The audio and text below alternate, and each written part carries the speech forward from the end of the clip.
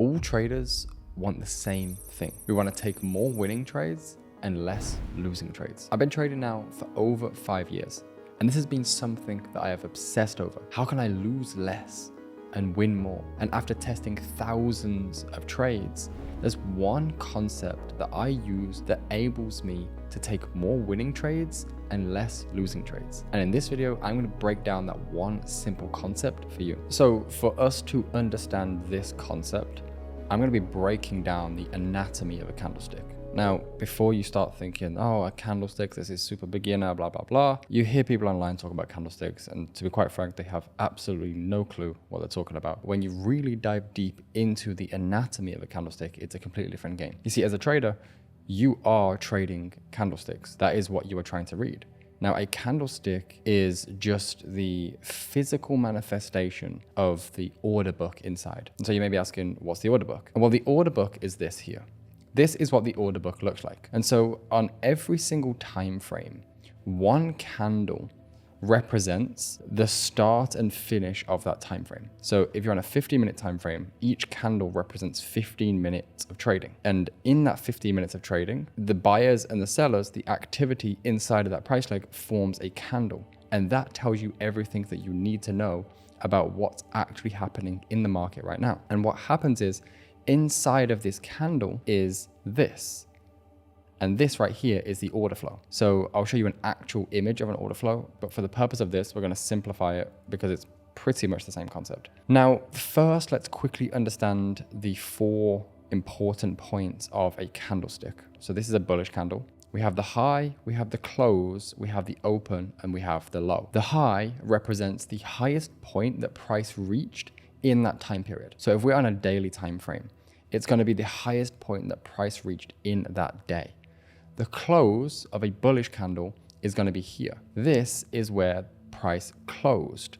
So at the end of the day, when we go and form the new candle, the close is going to be where we were at that moment in time. The open, which is the low of the body, is going to be where price opened on that day.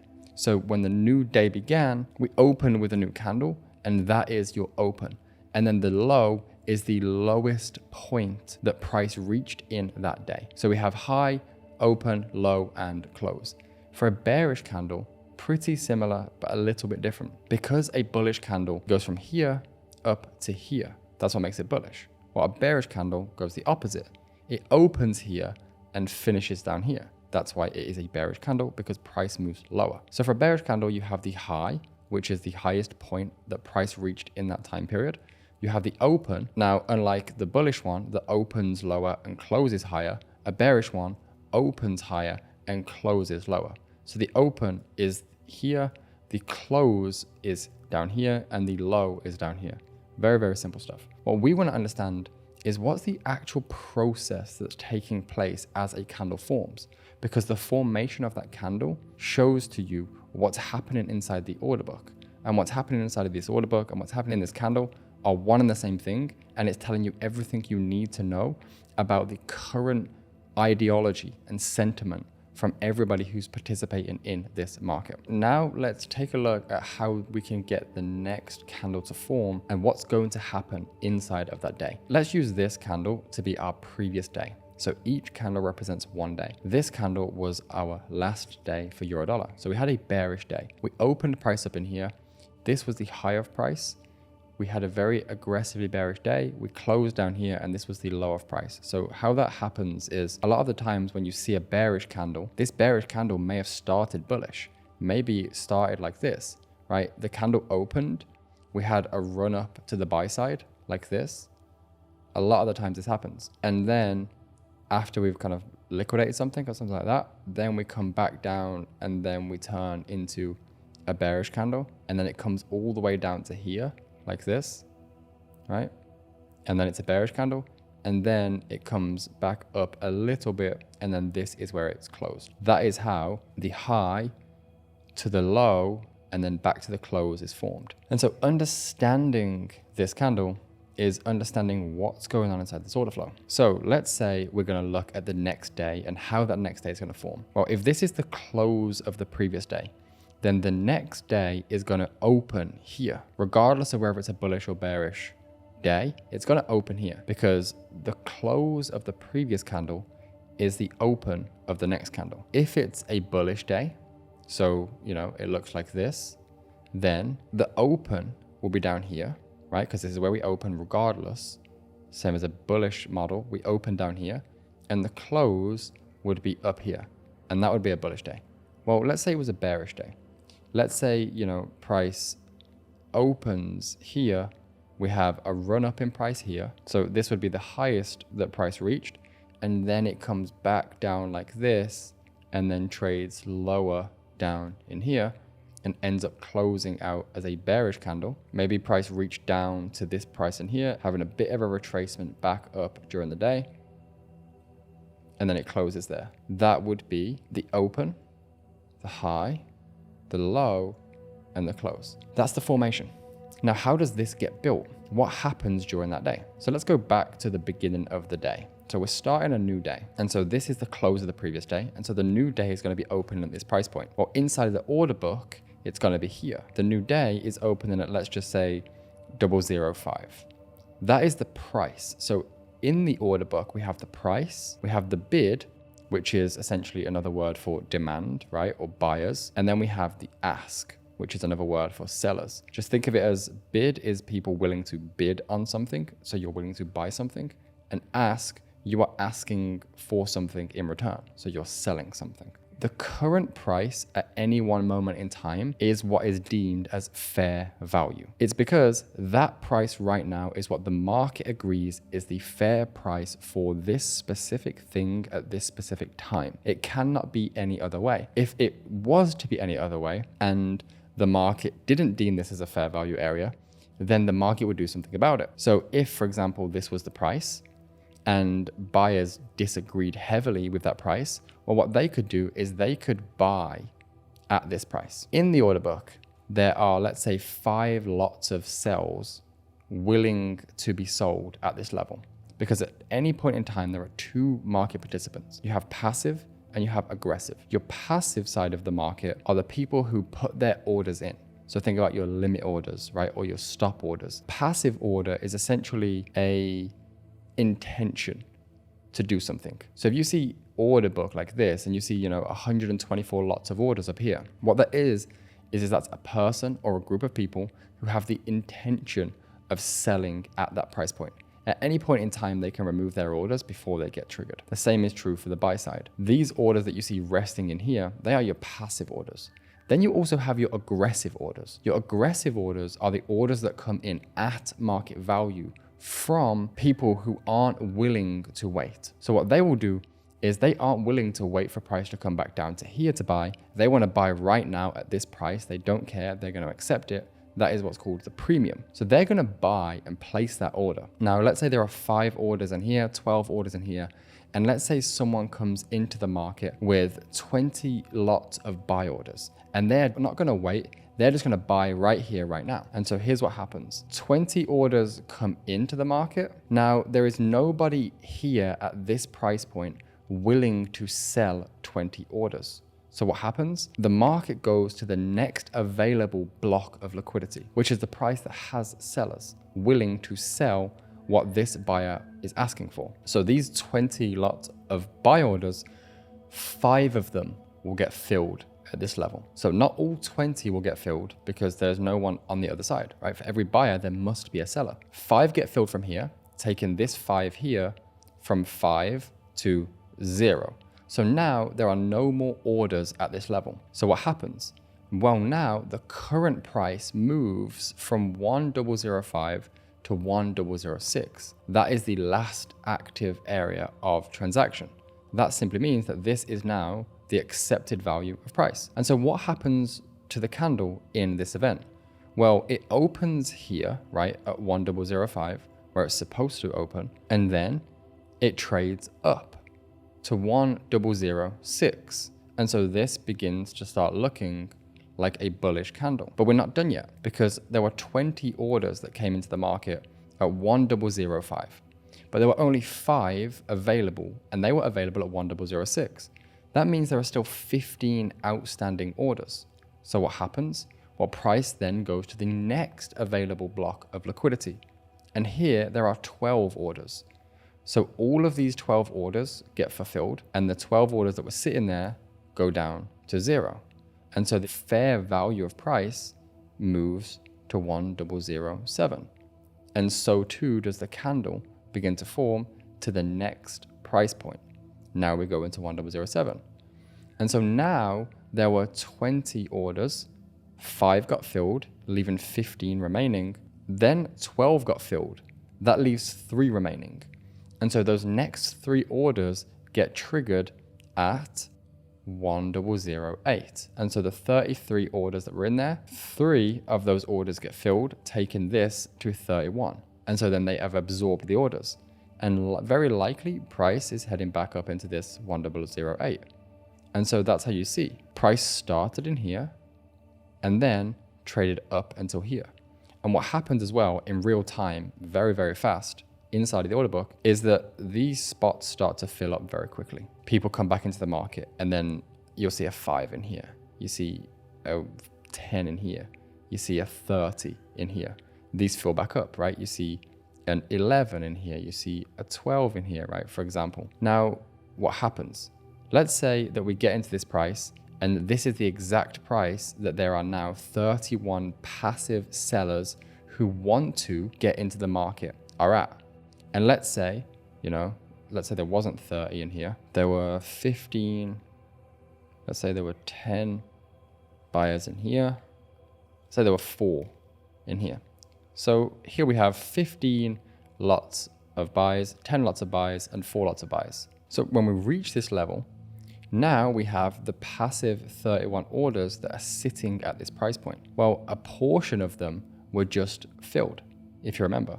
So now let's say you were a person who had a short position at 1008. Here's how it works.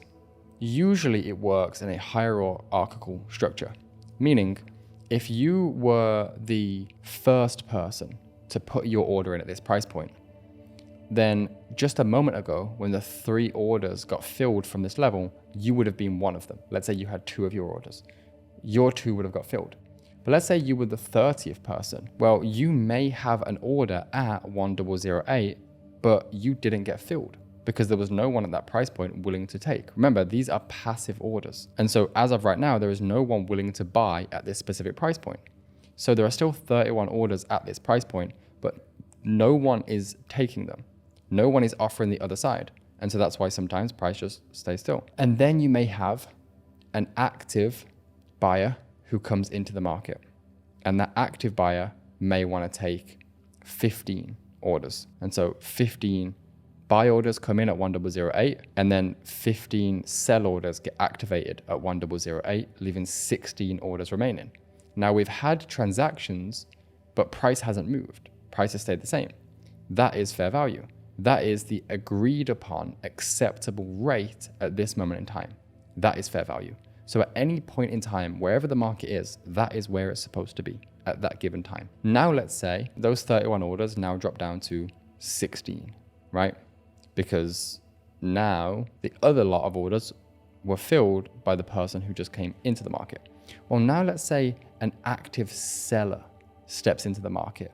And let's say that seller is a big whale and he wants to initiate 100 lots of that position. Well, now guess what? This candle in here is going to change because those 100 sells that come in at 1008, 15 of them get triggered here, 10 get triggered here, 4 get triggered here, 7 here, 8 here, 5 here, the other 35 in here.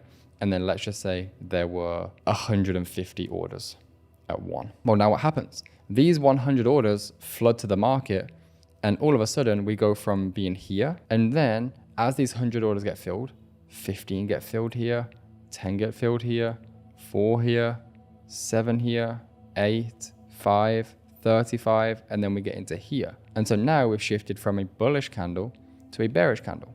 And this now goes to red. And now we're at this area because these 100 orders that came into the market filled at this specific price point. And then this, where we are right now, is the current fair value.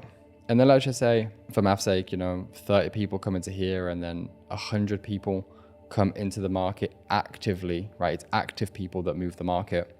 They fill those 30, they fill the other 30 in here, and then there's 100 in here, let's just say. As those orders come into the market, price comes back up, right? So we can take this. This is the lowest point that price reached. Price goes from here, 100 come in, 30 get filled here, 30 get filled here. The rest of the orders get filled in here. And then let's say the day closes. Well, that is how the daily candle would be formed. And it's formed off the back of what takes place in the order book. So all of the orders that are being transacted at these prices, that tells you exactly what is in the minds of people. Because now we have the high, the open, the low, and the close. We have a bearish candle. As you look at that bearish candle, you think that there is selling momentum. So sellers may be in control. And that's exactly what is happening. But we've seen it firsthand inside of the actual order book. We have seen that sellers have outweighed buyers today because more sellers came into the market. There were more orders and the buyers could not handle it. They couldn't support it. So they got filled. And we ended up opening here. We started bullish and then sellers took back control of the market and pushed price down. That is what's actually going on in the moment when you see a candlestick get formed. Now that you understand that, you will never look at a candlestick the same again, because now you will understand what's actually going on inside of the candle. Now, in this segment, I just wanted to give you the framework of understanding of the candlestick. I still haven't even gotten to the concept yet, but for me to give you the concept, it's very important that you understand how a candlestick gets formed and what happens inside of that candlestick. Because if you want to be a profitable trader consistently long-term, you have to really understand what the market is doing. And the market is the collective of millions of minds who are making decisions. You have to understand what that collective mind is doing, not just what the candlesticks are saying, but what the people are thinking as each candlestick gets printed. That's what's going to make you a profitable trader. Now, let me take you into the concept and how by understanding this and applying one very important thing is what enabled me to win more trades and stop taking trades that resulted in more losses. Now let's imagine the next day was very bullish. We had a bearish day, then we had another bearish day, but less momentum, less aggression, more of a neutral day. Now what you can see is the lows down here, the highs up here. This is more of a neutral. Now it's more neutral / bearish because we do end up closing lower. The key point you have to understand is that this was the close of the previous day, right? And then this is the close of the day after. So if the close of the day after is lower than the close of the previous day, then it's fair to assume the market agrees that lower than this is fair value, right? That's exactly how it goes. But it's less aggressive. Then let's say the next day we have this aggressively bullish candle like this. So buyers are obviously in control with price. We have a little bit of a wick on the buy side, but pretty strong, aggressive bullish candle. We've broken above and closed above the previous day's high. And then let's say as the next day comes in, sellers begin pushing price down like this. So we open here. It looks to be starting bearish like this. This is the lowest point that price reaches. And then price shifts to go high. And then we get a run of the highs. And so at that moment in time, we've just broken above this old swing high. This is now a bullish candle. So the market is agreeing that price is bullish, that we're supposed to be above this price. But then let's say sellers don't agree with this price. And so they step in. They think that this is a wrong accusation. Then what happens is we start to see a rejection, a move out of this price point and maybe even back to the sell side like this. And then this is where market closes. So we had the open, we had buyers who pushed price up, believing that price was supposed to go higher. Sellers had nothing to say about it. For a moment, there was a time where the market agreed that higher than this previous high was fair, and then sellers completely disagreed with that. And so they pushed price down, outweighed the buyers, and then this is what the candle looks like. And so now what we have is a liquidation.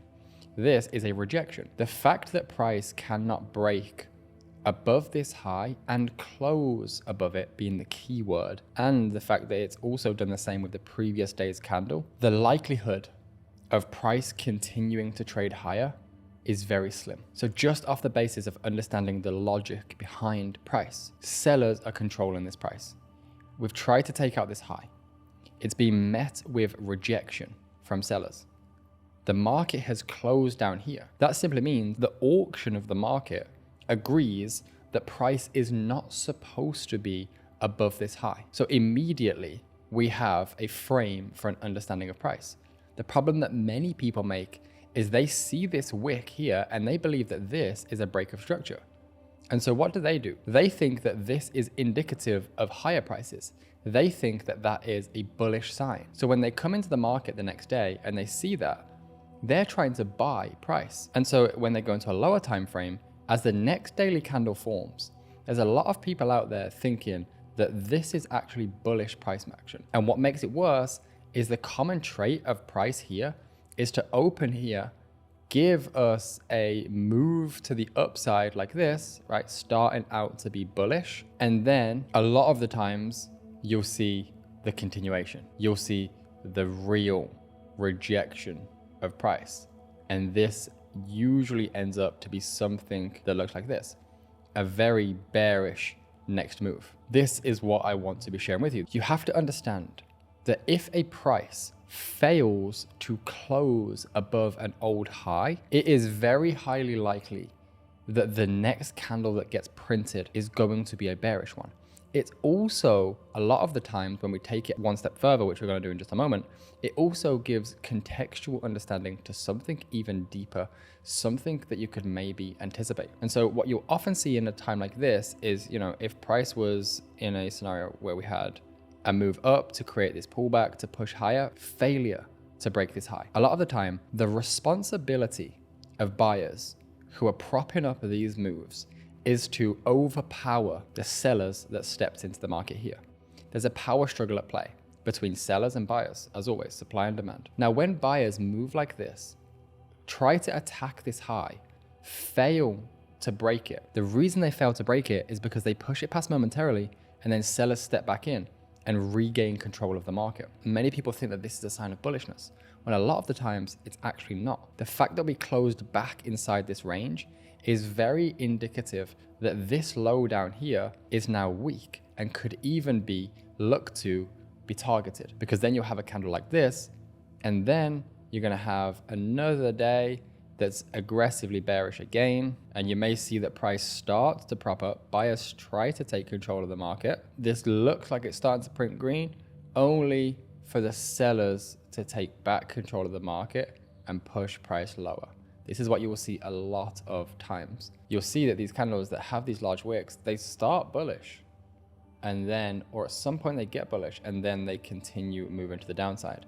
And then when you see a candle close like this one, and you look at it and you see that it's being broken and closed below, that is when you can confirm that this actually is a bearish market. When you have this confirmation, because this is telling you that the market, buyers and sellers, regardless of what they think, because someone can think something or it's supposed to be like this, but the reality is objectivity. The reality is no matter whether people think that price should be higher, the market is agreeing that price should be lower than this old low. So sellers are in control, the market is overall bearish. Now you have a low to a high to a new lower low that is actually confirmed. It's confirmed because we close below it. The difference is that once upon a time price reached above this high, it couldn't hold itself. The market closed below it. The market close is very important because that tells you this is what the market agrees on at the end of this day, at the end of this 15-minute period, at the end of this 1 hour period. This is right. This is fair value. Then you can start building ideas based off of true moves, because once you have a clear break of a low, now you understand direction. And then what you can start to do is then you can really start to get involved in these types of moves, because now you can find something like this, a nice order block like this, a nice supply zone in here, and then you can look at using this level, right? that has a nice fair value gap inside of it, you can use this level to look at building trade ideas, because then even if price makes its way back up, it's likely going to make its way back down, because it's the footprint, the flow of orders that make up your structure, right? It's the flow of orders that make up the overall dynamic of price. And so when the flow of orders in consecutive fashion are moving lower like this, the logic is that we move lower. So let's go and apply this now to some real world examples to show some of the mistakes that people make using this, and also how I use it to approach certain conditions that enable me to pick the right trades, pick the right areas, and most importantly, avoid losses and make sure that I'm capitalizing on winning opportunities. So here we are on the 1 hour time frame, right? Euro dollar. You can see that at this moment in time, price is bullish. You can see that price is moving in this direction, right? You can see obviously that price is bullish. Now you can see that the current high is all the way up here. The current low, how we identify that is look at what was broken. So here's the highest point that was broken in this price leg. Okay, now where's the lowest point before that break? So I can just go here to here and pull it across. Okay, the lowest point is here. This is the lowest point. So we go from higher high, right? Like this, from higher high to higher low to higher high. So we're bullish. The trend is overall bullish. Very obvious and confirmed with this break of this high. Then what happens is price comes back in here, looks to go and attack this high. So we have a high up in here that is going under attack. This is the high. As price plays out, you can see we go for the high, but we fail to break it. We actually close back inside of the range. We take the high, but we close down here. So therefore, it's evident that the market has agreed price isn't supposed to be above this high. And yet still people will sit there and try to think that this is a break of structure, and they'll try to buy from somewhere like this, right? An order block in here. They'll put their entries on. They'll put their stops in a safe logical position. They'll try to target the old high like this, not realizing that the likelihood is if market is not accepting this area, then this order block is invalidated. This low down here is probably a target, because the responsibility of this low, if the low from here wants to take control of this market, it needs to break this high and close above it with conviction to claim it. And so kind of fast forward to see what plays out. Price trades again. We start coming back to a pullback, and then you can see we have another break of the high without a close. And anyone who was trying to buy from this area just got destroyed. Now, you can see price trade again. We tried to break it, we failed to do so, closed back inside of the range, and then had the aggressive sell-off, and then we closed down here. At this point, it's very obvious that the market is not accepting this low to be in control. It's not accepting that price should be above this high. And so now we have a low down here, which is very likely to be targeted. Now, bearing in mind, this is the mistake that people make, because for me, we are bullish from the low down here to the highest point price reached up here. That's my structure. So I'm looking to buy, for example, let's say, you have this old breaker block in here, right? You have an old breaker, you can remove this part that's already been mitigated. So you're looking at an area like this. This is a logical area that price could potentially react from, this old breaker level, right? You also have this potential order block that price could react from. These are the areas that I would be expecting for price to trade out from, because we're still bullish. But the problem is that people are trying to long from here thinking these are breaks, and they're not. That gets you stuck on the wrong side of the market. And then again, price starts trading higher. And so every man and their dog start flocking to the market thinking that price is going to break higher, when the reality is price has just shown us that it does not accept to be higher than that price point at this moment in time. If it breaks and closes above it, then we can reassess things. But until it does, it's not. And you can see price ends up coming back down and does exactly what? Price ends up breaking below this low, not closing below it, which is key for right now, but we've taken out this low. And so now what happens? Well, so many of people in the market now are seeing the price like we have a high, we have a low, we have a high up here, we have a new low down here. Okay, now I'm going to look for short positions. Maybe they're looking at, the order block in here.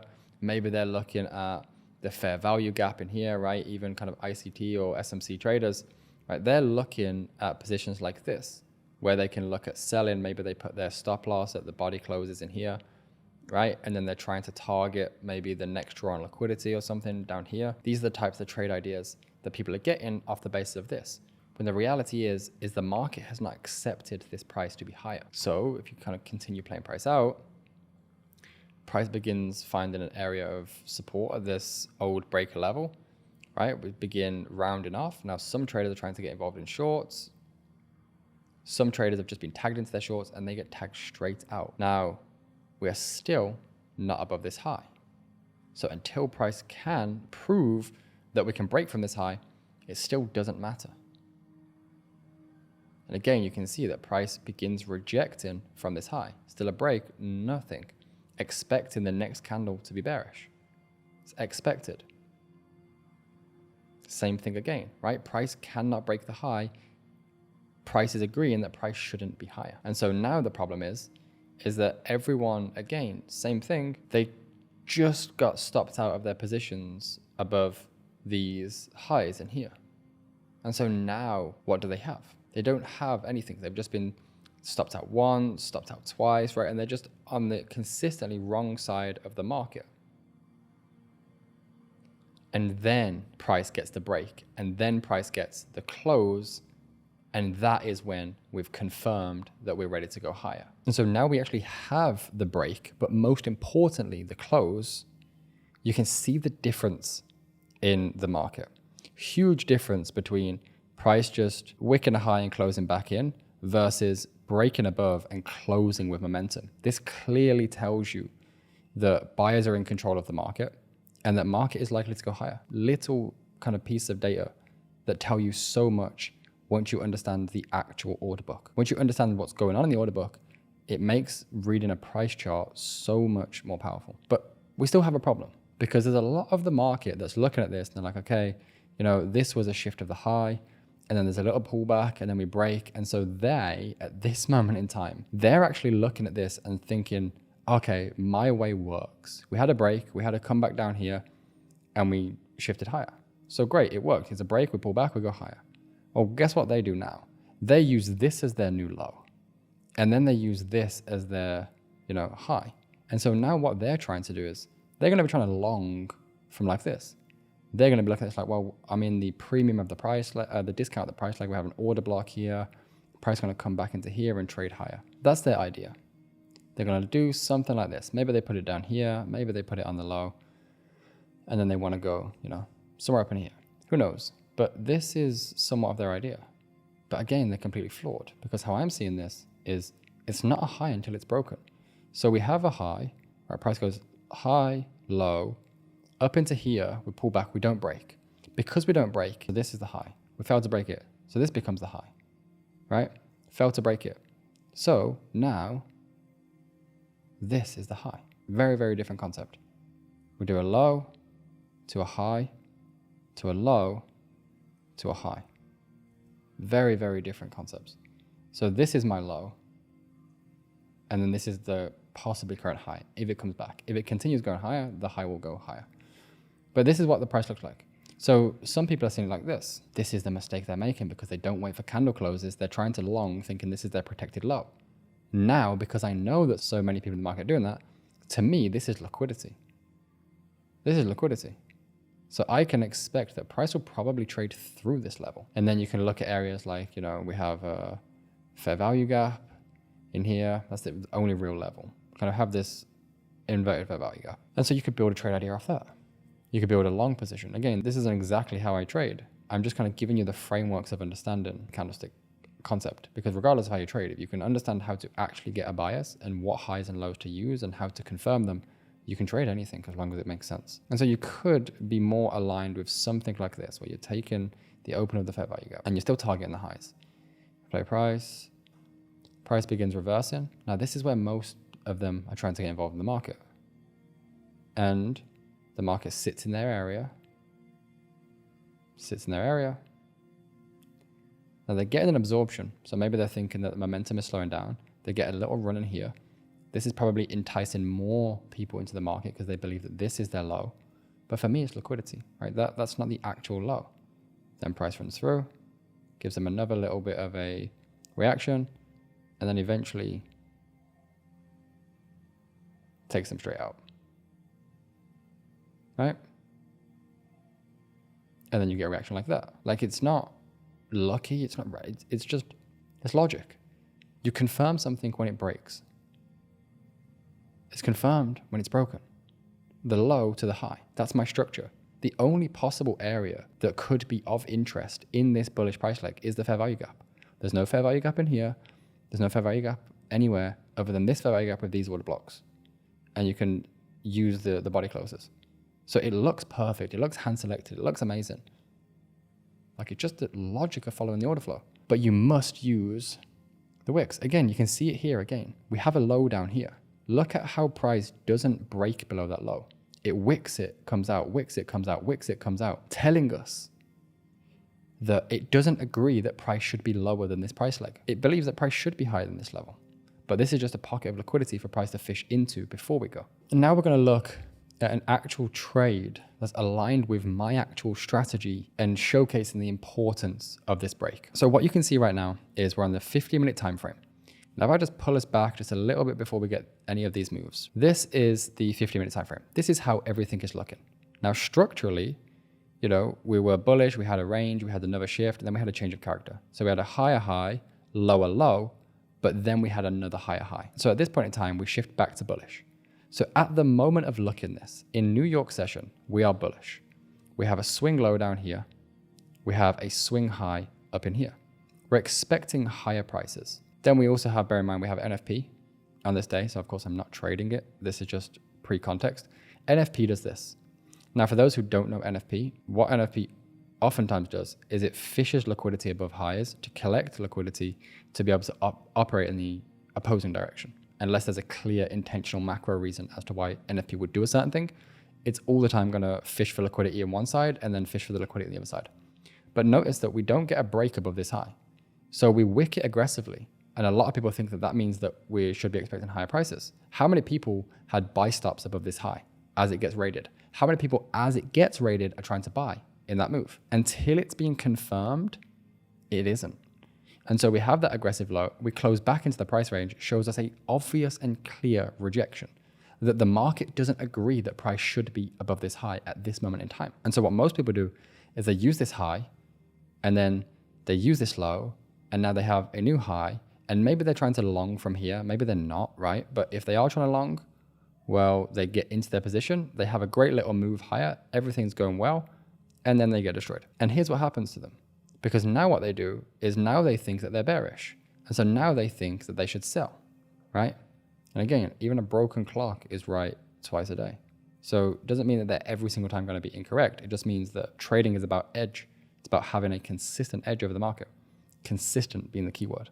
Not occasional. So we break to the highs, they're bullish. They break to the lows, they're bearish. They're expecting lower prices. Price begins trading off to the sell side. But now guess what?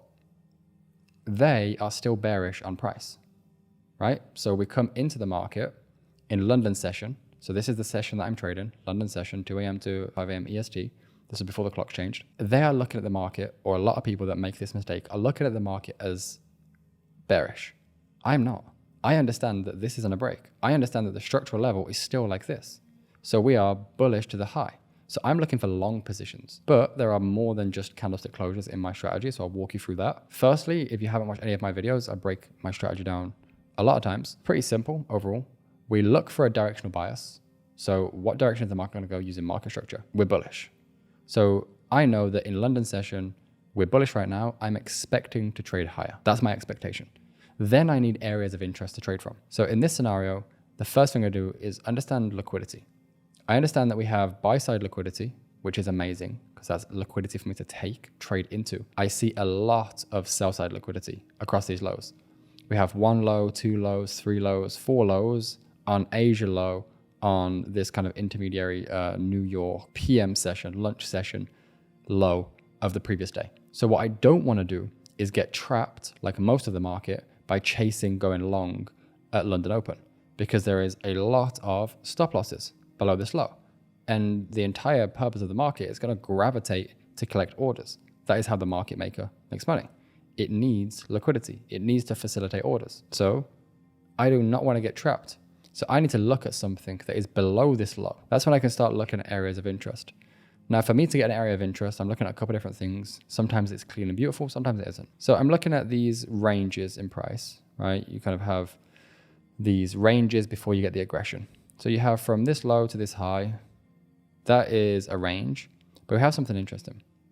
We have midnight open. Actually, the clocks went back, so the midnight open is here. We have midnight open, and we also have a very small and picture perfect order block. Now, I'm not a fan for picture perfect. I don't think the market ever operates picture perfect, but in this scenario, it is. We have a picture perfect order block, we have true day open, and we have this range in here. So pretty much I'm looking for a run into these lows, or into these lows, or into these lows, a reaction, and trade long. That's what I'm looking for. Now, I don't get into my positions just by risk entering. I don't like to set my position just like this and then put my stop loss where? Here, here, here, here. Doesn't make sense to me. I like confirmation. So what I do is when price gets into my areas of interest, I have a directional bias. I expect price to go in this direction. I have an area of interest. If price gets into this level, then I will take a deeper look at it. When it gets into these levels, I go to a 1 minute time frame. Because remember how we just looked and kind of understood the concept of the order book? Yeah, well, it's the same thing. If I go to the 1 minute time frame, I understand what's really going on right now inside of the order flow. I already have my higher time frame understanding. Now I need to understand the specific details. What I like to see is seller absorption. When price comes into my area, it usually comes in bearish because I like to play continuations. I don't like to trade breakouts, I trade continuations. So when price comes back into my areas, it's usually bearish. So when it gets into my area, I want to see seller absorptions. What is that? You have an area. Price is aggressively bearish coming into your area. But once it gets in there, all of the sellers get absorbed by buyers. You start to see some stagnation, and then you get a reaction. So what it means is sellers try to over-dominate this area, but they can't get past the kind of roadblock, the block that buyers put in this area to protect it. And eventually what they do is they stop taking shots. And when they stop taking shots at this area, now it's easier for anyone who's buying to push price up, because as we look to the order book, there isn't as many orders. And so the market is able to flow higher, easier. That is what I'm looking for. I'm looking for absorption from buyers to sellers, and then a flip from sellers being in control to buyers. And so you can see we're in our area now, and we're starting to get that absorption. If we go back to the 15 minute and we kind of put our area of interest back in this level, kind of this entire region, price is aggressively bearish. It comes in and then we start slowing down because now we're getting seller absorption, right? Aggressively bearish, starts slowing down. But slowing down isn't enough for me. I need to see a shift. So you can see here, we run this low. We don't break it, but it's enough to understand that price traded below it. If we can get a run on this high, that for me would be good confirmation that the order flow shifted. Again, you can see seller absorption and then sellers step back into the market. So why would I ever want to be trying to buy if sellers are still in control? It doesn't make sense for me. So I would sit and I would wait. And then you can see we get a reaction from buyers. And this that's occurring right here, this entire thing really is an absorption, right? We're absorbing orders, and then what happens? Aggressive buying momentum. Sellers stop trying to attack this level. And when they stop trying to attack, it allows the buy side to take over. Now it's confirmed. Now the present moment order flow is in control. So I can go to a 5 minute time frame, I can go to a 15 minute time frame, and pretty much I can just identify the area of interest. It's the same thing. I'm looking for, the sell to buy if it's not too large of a stop size. If it is, I'll look to kind of refine it. So how large is our stop size? Stop size is 17.5 pips. Meh. I would rather go for something smaller. You can look at long in from in here. Look at protecting your downside. 11.5 pip stops. It's not too bad. And then what are you looking for? Really and truly, you're just looking for the swing low. All I'm looking for is order flow continuation. We're bullish. I'm expecting another leg. But attention to detail, understanding I don't get trapped by these fake wicks. I don't get trapped by these inducements. And so we can go to a kind of 15-minute time frame, kind of see how it plays out, because what you'll notice is we get an aggressive move, but we haven't breached the high. So this trade is still technically on. We have overlap and fair value gap in this area as well. And so that's pretty much it. You can continue watching price play out. Now, notice that there was no news, right, in this area. This very sharp, aggressive open in New York session tags straight into the trade. There was no news. It was pretty wild. But such an aggressive move like that, with at least no news, no red folder news or anything like that, but perfectly into this area and then trading out of it again, it's almost too good to be true. I want to say perfect understanding of the market, but I'm not going to make out like I'm a genius. I just have an edge, and the edge plays out enough for me to make money.